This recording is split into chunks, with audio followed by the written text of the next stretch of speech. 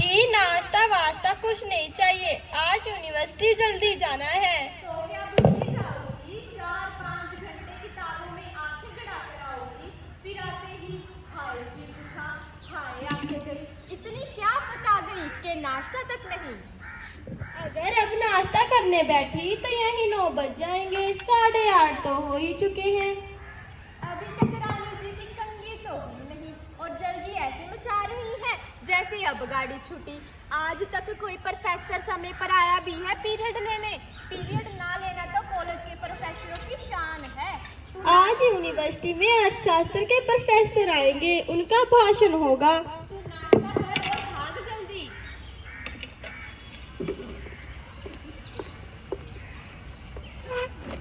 लाओ जल्दी करो।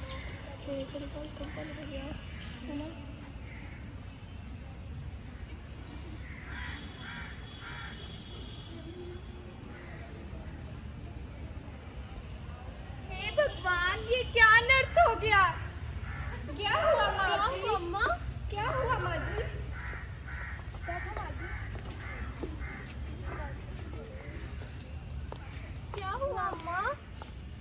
कुछ नहीं बेटा, कुछ नहीं। यह खबर सुनने से पहले मेरे प्राण क्यों नहीं निकल गए? हे बुलाऊं अम्मा?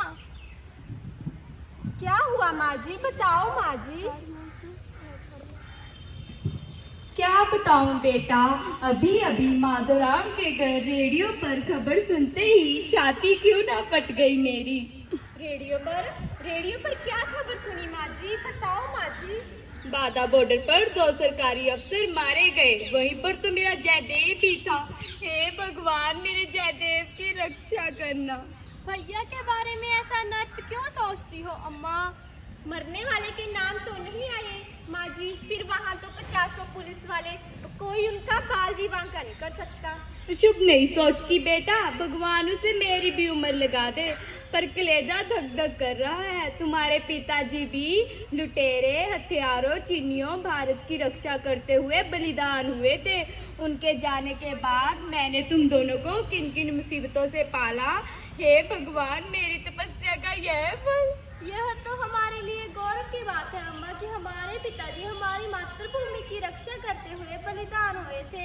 इसका वरदान हमें भगवान दंड के रूप में नहीं देंगे। बलिदान कभी व्यर्थ नहीं जाता माँ जी। ऐसे दिव्य बलिदान पर तो देवता भी आके अर्घ चढ़ाते हैं। वे भी जय जयकार करते हुए देश पर निशावर होने वालों का स्वागत करते हैं। गर्व और गौरव की बात तो है बेटी, पर अब हृदय इतना दुर्बल हो चुका है कि जरा सी अकस्या सुनती हूँ और कांप उठती हूँ। तुम्हारे पिताजी के बलिदान पर तो हृदय पर पत्थर रख लिया था, पर अब हिम्मत टूट चुकी है, ढेर जंजर हो चुकी है। अगर मेरे जयदेव का बाल भी बाका हुआ तो मैं पल भर भी जी नहीं पाऊंगी। कुछ नहीं होगा अम्मा, हौसला रखें। माँ जी, कुछ नहीं होगा।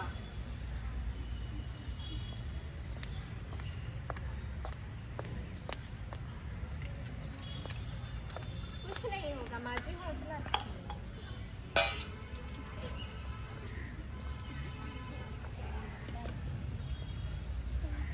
मीना, अरे मीना, आइए चाचा जी। अरे 9 बज गए, पढ़ने नहीं गई क्या? बस जा ही रही थी चाचा जी। बैठिए चाचा जी। आए लागू चाचा जी। जीते रहो बेटा। अरे भाभी को क्या हुआ? क्या कोई तकलीफ? यूं ही घबरा गई, दिल सा धड़कने लगा। अभी अभी तो माधोराम की घर से आ रही थी, सोचा पूछाऊं जयदेव की कोई चिट्ठी विट्ठी तो नहीं आई? घर आने वाला था। आती ही होगी बस 1 आधे दिन में। आना था ना 15 दिनों की छुट्टी लेकर, पर आता कैसे? ना उसकी कोई खैर खबर। पता नहीं भगवान की क्या मर्जी है। तो भाभी, इसमें घबराने वाली क्या बात है? किसी यार दोस्त से मिलता रह गया होगा। अक्सर तो पल भर में अपना प्रोग्राम बदल लेता है। तो खैर खबर तो भेज देता। आज सवेरे रेडियो पर खबर आई है कि बाघा बॉर्डर पर 2 सरकारी अफसर मारे गए। उनमें एक हेड कांस्टेबल और एक सब इंस्पेक्टर था। हे भगवान, कितने हथियारे कसाई हैं ये स्मगलर। इनके बाल बच्चों का क्या होगा? आजकल के बच्चों में यही तो बड़ी लापरवाही है। हमारे ही बलुआ को देखो, 2-2 महीने तक एक आध पत्र जाने पर भी कोई जवाब नहीं देता, उल्टा हमें ही शिक्षा। भला ये भी कोई बात हुई, मेरे बहाने चलने लगे हैं। बहाना नहीं चाचा जी, इन तस्करों से निपटने के लिए तो जान पर खेलना पड़ता है। और कभी कभी तो गोलियां तक चल जाती हैं। तभी तो मैं कहूँ, इसीलिए तो मेरा कलेजा धक धक कर रहा है। ना जयदेव आया, ना उसका कोई पत्थर आया। आज सवेरे अखबार में जयदेव की बड़ी प्रशंसा छपी है। उसने किस तरह तस्करों से 5 लाख का सोना छीना और किस तरह उनके आदमियों को गोलियों का निशाना बनाया। अरे वाह मेरे जयदेव बेटा। जा नीलम बेटा, अपने चाचा के लिए चाय ले आ। ना ना बेटी बोहरानी, नाश्ता वास्ता कुछ नहीं चाहिए, अभी अभी तो नाश्ता किया। चाचा जी आपको ऐसे ना जाने देंगे, आपको मेरी सौगंध जो। आप लोगों में यही तो बड़ा ऐब है, बात बात में सौगंध। एक तो पहले ही पेट तना है, ऊपर से सौगंध। क्या हुआ भाई साहब, बच्चों का मन रखना तो बड़ों का काम है। ये जितनी आपकी सेवा करेंगे उतना ही आशीर्वाद भी लेंगे। हाँ हाँ भाभी, ये तो सही बात है।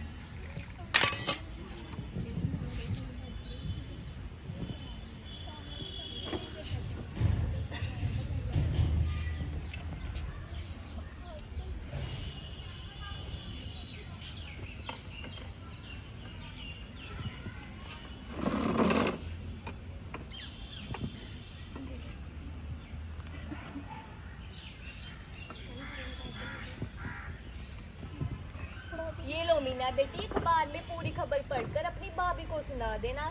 जयदेव भी एक आध दिन में आता ही होता, अखबार यहीं रख कर जाता हूँ। अच्छा ठीक है मैं चलता चाचा हूँ। जी। अरे मीना बेटा सुना तो सही, अखबार में क्या खबर आई है?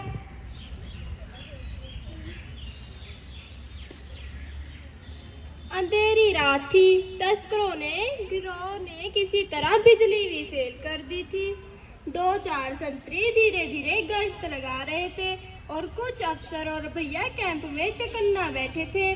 कुछ देर बाद रात के सन्नाटे में संतरियों ने आकर खबर दी कि सीमा से कुछ मील दूर लाइट सी नजर आई है और शरणबारी बंद हो गई। अच्छा हाँ, परसों ही तो अमावस की रात थी। भैया ने तुरंत टेंट से निकले और जवानों को जगह जगह तैनात कर दिया। कैंप से करीब आधा मील की दूरी पर एक जीप आकर रुकी है और 6-7 आदमी उसमें से उतरे। तो फिर भैया ने उन पर टॉर्च से रोशनी डाली और आदेश दिया, खबरदार, हैंड्स अप। भागने की कोशिश की तो गोली मार दी जाएगी। जवाब में उन लोगों ने पुलिस पर गोलियां चलानी शुरू कर दी। पुलिस ने भी गोलियों से जवाब दिया। हे भगवान, कितनी हिम्मत है, मेरे जयदेव को तो नहीं कुछ हुआ। नहीं, 15 मिनट तक गोलियां चलती रही। 2 पुलिस के आदमी मारे गए और 3 उनके। बाकी 3-4 रात के अंधेरे में छिपकर अपनी जान बचाकर भाग गए। हमारी पुलिस जब लाशों के पास पहुंची तो 2 बैग पड़े मिले जिनमें 5 लाख का सोना था। अंधेरी अमावस की रात को इनको सांप बिच्छू से डर नहीं लगता?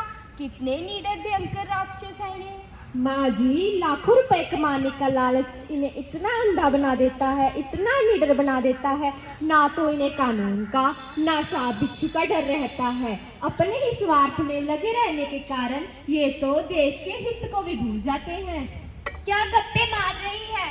यही रिसर्च हो रही है यूनिवर्सिटी में। अम्मा, भैया, भैया, भैया।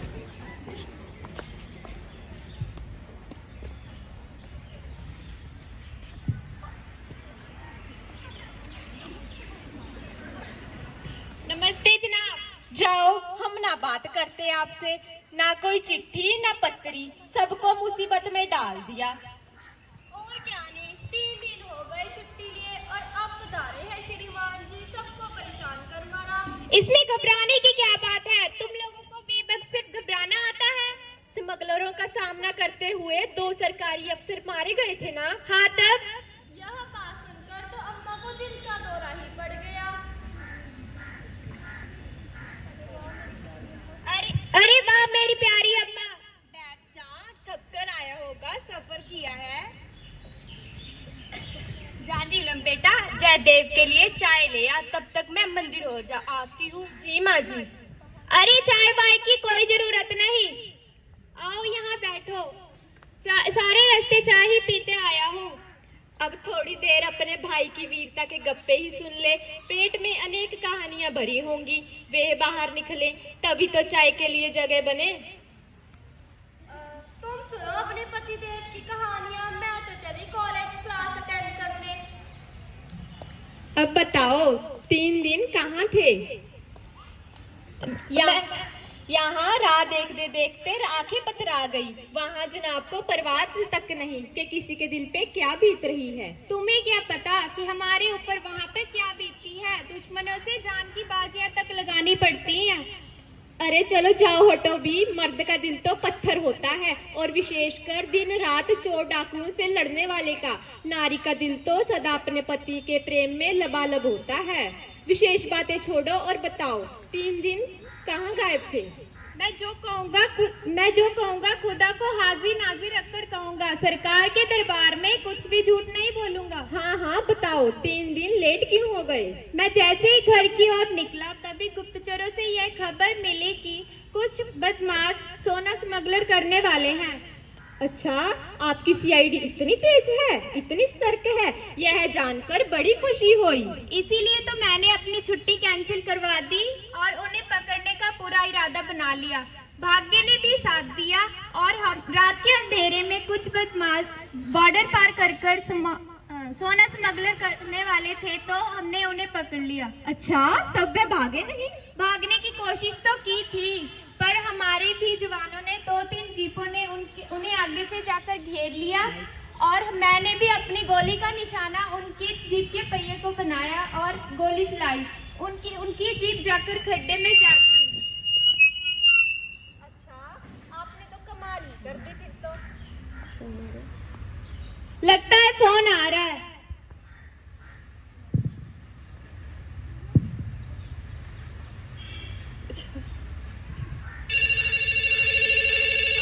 लगता है फोन आ रहा है।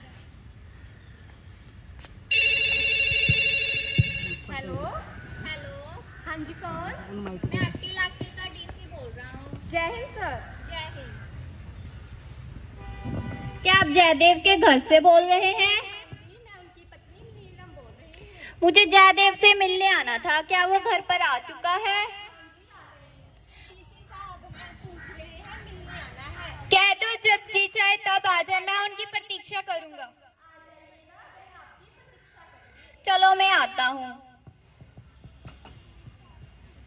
भला ये भी कोई बात हुई? अभी सफर से आकर कपड़े तक नहीं बदले, मुंह हाथ नहीं धोया, कह देते अभी जरा थका हूँ, दोपहर बाद आना। अरे पुलिस और सेना की नौकरी में भी थकना, यह तो डिस्क्वालिफिकेशन हुई।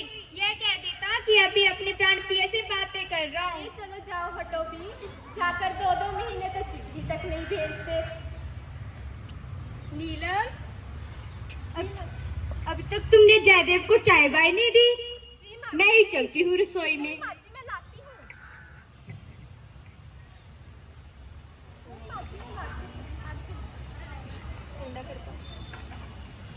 Ton ton.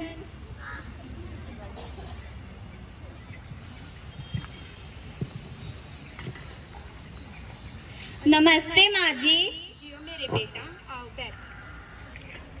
बधाई mister Dev. Thank you sir, बैठिए। खबरदार, जो मुझे सरवर कहा, मैं तुम्हारे बचपन का वही दोस्त हूँ और वही साथी हूँ जिससे हाथापाई किए बिना तुम्हें रोटी हजम नहीं होती थी। हाँ सर, वह तो सब कहने कहलाने की बातें हैं। और बताओ भाभी जी और बच्चों का हाल, कब हुआ ट्रांसफर? अभी 4-5 दिन ही हुए हैं।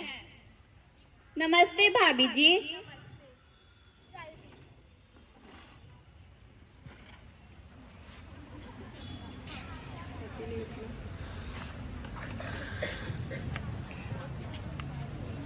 माँ जी, आज मैं अपने लंगोटे यार की मित्रता और सूझबूझ पर आपको और अपनी प्यारी भाभी जी को बधाई देने आया हूँ और साथ ही खुशी की खबर भी है। आज शाम हम शहर की तरफ से देव का सम्मान करने जा रहे हैं। अच्छा, यार इसकी क्या जरूरत थी? ये मेरी तरफ से नहीं, ये तो गवर्नर साहब की तरफ से फोन आया है और साथ ही 10,000 का इनाम भी स्वागत सभा में घोषित किया जाएगा। तो मेरी ओर से यह भी घोषणा कर देना कि वह 10,000 रुपए उन मृत पुलिस वालों की विधवा पत्नियों में आधा आधा बांट दिया जाए। अरे देव, तुम ये क्या कहते हो? 10,000 की रकम तो यूं ही ठोकर मार रहे हो। क्यों माँ जी, यह ठीक है? हाँ बेटा, 10,000 की रकम कोई थोड़ी बात नहीं है, पर उन विधवा को तो देखो, उनके बाल बच्चों के बारे में तो सोचो। मैं तो अपने पति की वीरता पर ही नहीं, उनके करुणा और त्याग पर भी गर्व कर सकती हूँ। सचमुच आज मैं अपनी पूज्य माँ जी और अपनी प्यारी भाभी जी और अपने लंगोटी यार की मित्रता पर गर्व से छाती फुला सकता हूँ। देव, तुम्हारा त्याग अन्य अफसरों के लिए अनुकरणीय है। अच्छा माँ जी, अब मैं चलता हूँ।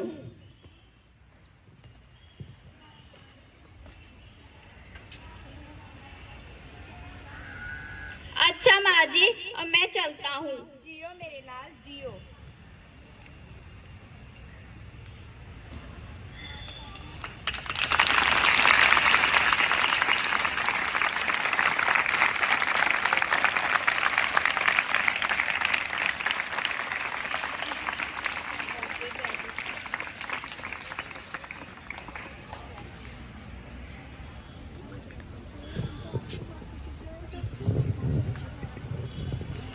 बच्चों, ये था नाटक देश के दुश्मन, जो कि लेखक श्री जयनाथ नलिन जी द्वारा लिखा गया था। उसमें पात्रों का परिचय आपसे करवाऊं। सबसे पहले जयदेव की भूमिका में थे। जयदेव की भूमिका में पूजा। सारे बच्चे 10th A क्लास के हैं। जयदेव की माँ सुनैना। जयदेव की बहन कीर्ति। जयदेव की पत्नी जसनीत। जयदेव का मित्र बीसी जसप्रीत कौर। जयदेव के पिता के मित्र चाचा जी की भूमिका में थी लवप्रीत कौर। आप सबका धन्यवाद देखने के लिए। और बच्चों, आपने बहुत अच्छी परफॉर्मेंस की है। Thanks to all of you and hats off to you. Thank you.